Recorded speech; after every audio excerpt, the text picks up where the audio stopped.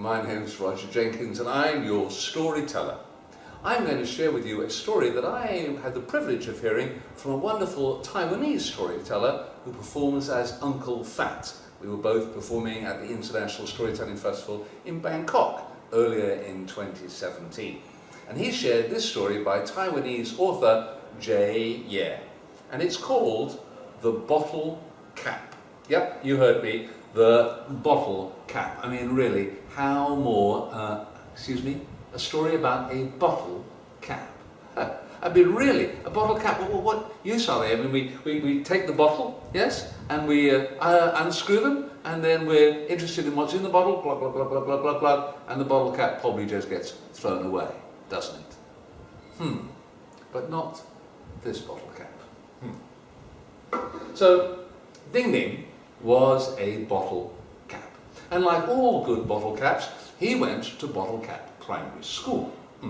And there, every day, the bottle caps would line up in the parade ground and they would start their day by singing the Bottle Cap School song. And it went like this.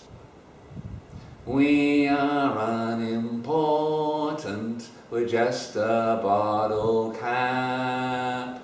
We have no future, for us no one will clap. We are unimportant, we'll just be thrown away. We have no future, get used to it, okay. Oh, what a terrible song. And they had to sing that when they were in school. And when they finished singing the song, then their principal would say, "Bottle caps, pay attention. You are unimportant. Remember, what are you?" And the bottle caps would say, "We are unimportant." "Very good. Now, get to class." Fortunately, life in the Bottle Cap Primary was fairly short. In fact, it only lasted 3 days. How long does it take you before you graduate from your primary school? Here in Singapore, it's 6 years. So 3 days. First of all, it was just day 1, fitting on. Day 2, turning tight. Day 3, turning loose. There we go. Well done. And on the 4th day, well, all the bottle caps graduated, you see, and they were in the back of a truck, and they were just bouncing along, bounce, bounce, bounce, bounce, bounce, bounce, bounce, in the back of the truck. And they were wondering what might happen to them. And one little bottle cap said, I hope I get onto a beer bottle. That would be fun. Not for me, said another. I want to be on a nice tomato sauce bottle. That would be nice. As long as it's not chili sauce. No, that wouldn't be so nice. And little Ding Ding, who was in the back of the truck, said, excuse me, do we get to choose our own bottles? And the other bottle cap said, don't be silly, Ding Ding. Of course not. We're just bottle caps. We don't decide anything. Oh, thought Ding Ding. That wasn't what he thought for himself at all. And as the truck turned round a corner, little Ding Ding jumped off the back and he rolled. And he rolled, and he rolled, and he rolled, and he rolled, and he rolled, and he rolled, and he rolled, all the way through the town until he came to the river.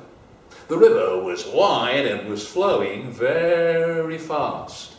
And there, on the bank, right beside him was an ant.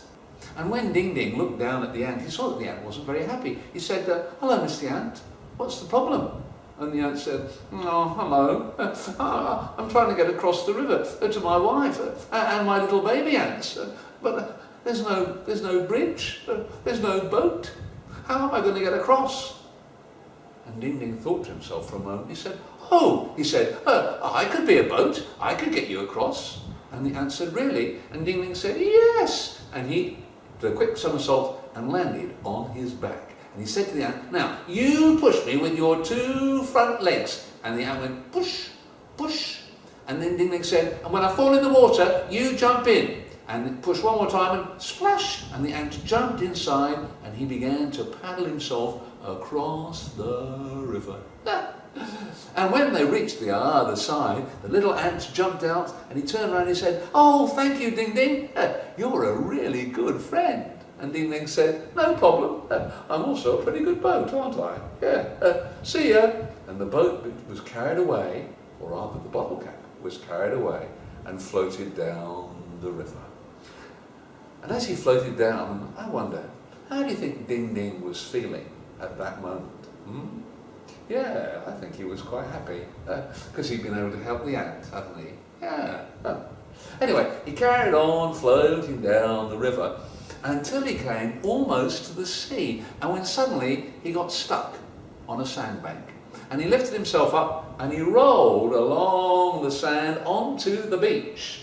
And as he rolled along the beach, he saw there was a little girl. She was sat all by herself on the sand, and she didn't look very happy. And Ding Ding rolled right up to her and he said, hello, miss, he said, how are you?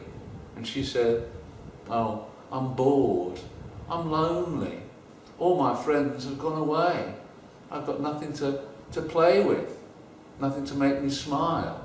And Ding Ding said, oh, we could play, he said. And the girl said, really? Yeah, said Ding Ding, let me think. And suddenly he had an idea and he went splat, did a face plant right in the sand, and then he went pop, pop, pop, pop, pop, pop, pop, pop, pop, pop, pop, pop, pop, pop, pop, pop, pop. He danced, jumped all around the girl and made a big heart shape all around the girl. And as she looked at those little rings all around it in that beautiful heart shape, for the first time that day she smiled and she said, oh, thank you, Ding Ding, you're a real friend. And Ding Ding said, oh, thank you. He said, I'm also quite an artist, aren't I? And the girl said, oh, I'm sorry, I've really got to get home for dinner. Nice to meet you, bye. And away she went. And Ding Ding said, bye. And he carried on rolling along the beach. When suddenly, who should he see lying there on the edge of the beach was a little brown bottle. And Ding Ding went up to him and said, hello, he said, how are you? And the bottle said, oh, I'm not very happy. He said, I always wanted to go over the sea on a long journey. But if I go into the sea, well, you can see I don't have a top. I just drown in the water. And Ding Ding said, oh, I'm a bottle cap. I can fix that. And he leapt on and he said, hello, my name's Ding Ding. And the bottle said, my name's Dum Dum. Hello, Ding Ding, Dum Dum, Ding Ding, Dum Dum, Ding. Oh, well, you get the idea. And he screwed himself nice and tight. And then they rolled and they rolled and they rolled down into the sea, and the wave came in and picked that bottle up. Very soon it was floating, floating, floating out to sea, further and further and further. And from this sea it came to another sea. And from that sea to an ocean, and it drifted and drifted and bobbed and floated until finally it washed up on the shore of another land, on the edge of a very distant sea. And as the bottle rolled and came to rest in the sand, Ding Ding looked around. Wow, this was interesting.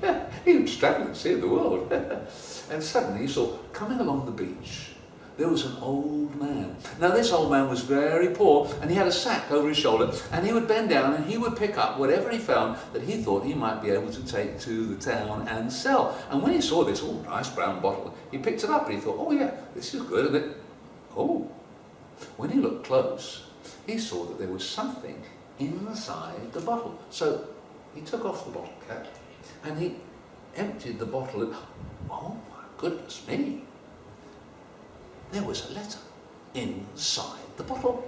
Oh my goodness, what could it be? He was very excited and he opened the letter and he read. What did he see inside? Oh, there was two sentences. And the first sentence said, never give up. And the second sentence said, always be hopeful. Really, look, that's what it said right there on the letter. Yeah, interesting, very helpful. Always be hopeful, never give up. On the back of the letter, do you know what was there? It was a lottery tickets! Oh my goodness me. And when he thought, could it be? Could it be? Very excited, the old man took the bottle and he took the cap and he ran off to the post office. And when he got there, he presented them the letter and the lottery ticket. And guess what? You won the first prize.